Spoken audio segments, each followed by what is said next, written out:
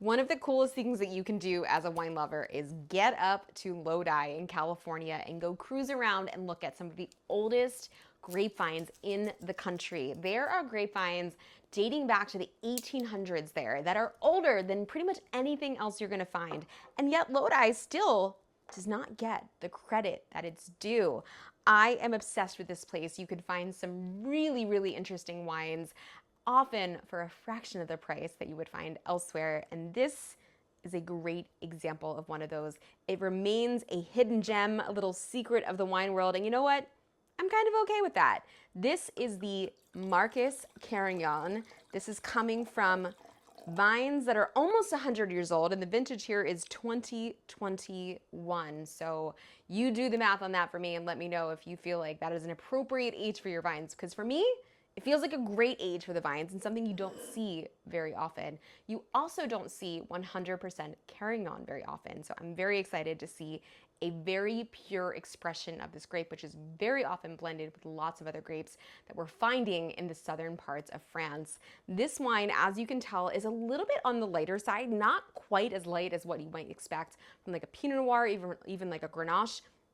But what I love is that this is a grape that really offers lots of different things in the spice department. So come Thanksgiving, come fall, come winter, I love a wine like this that isn't super, super heavy. It still has a lightness to it, but there's so much going on aromatically, texturally, and on the palate flavor-wise that gives you lots of different things to play with. So even though this is a single varietal, a lot of fun going on. Let's talk about what's going on in the nose.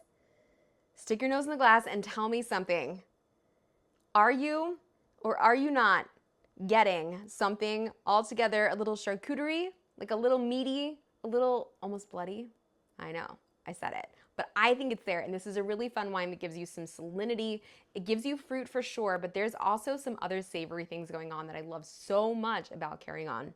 I mean, you smell this wine, and I think for me, what's really interesting is that I don't necessarily know where I am regionally. I know that I'm in a warm place, but I don't necessarily know if I'm in the new world or if I'm in the old world. And I think part of that has to do with the fact that we are dealing with old vines that are giving you lots and lots of complexity. These vines, when you look at them, they look like, old like bonsai trees that are very low to the ground. They produce very, very low yields when it comes to fruit. And they're also very difficult to harvest because you cannot get a machine into these vines to harvest the fruit off of it. This is all hand harvesting. This is manual labor.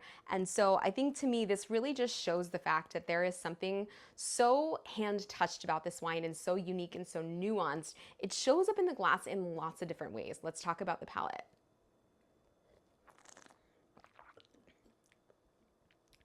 I mean, the silkiness of this wine. Where do you begin? If you are someone that loves Cru Beaujolais, Dolcetto, even these like lovely Pinot Noirs coming from Burgundy in some of the Sauvigny-les-Beaune regions, I think this is such a spectacular wine to play around with. Do it side by side, do it in place of where you might already put that. And what I'm getting on the palate here is something really savory, it's something really textured, and there's definitely some spice to it, but there's also just something that feels impossibly light and delicate. And yet I feel like I can't stop talking about this wine because it's so jam-packed with flavor. This wine just takes you off. It like makes you run, it makes you soar. I don't know, it's just taking me to lots of different places, it's bouncing around. And when I taste this wine, one thing that sort of triggers me a little bit is the fact that this is a single varietal, and yet it's giving you so much. This is something that we would expect from a wine that's a few different grapes where you have lots of different things going on, but this is a single varietal. And again, I think it speaks to the age of these vines and this special nature with which this is being crafted. If you love lighter bodied wines, if you love something with a little spice, if you love something that feels Cru Beaujolais, that feels Burgundy, that feels really interesting and red and aromatic, this is a wine you absolutely have to try. I genuinely think that you can't do better in California and in Lodi for that matter, because this wine, every time I go back to it, I don't know, I just find something new, and that just doesn't happen very often. So I hope you love this wine. It's super special to me. It's coming from a single vineyard. Make sure you get a very slight chill on it. You don't need to get it super, super cold, but a slight little chill is gonna make this absolutely sing.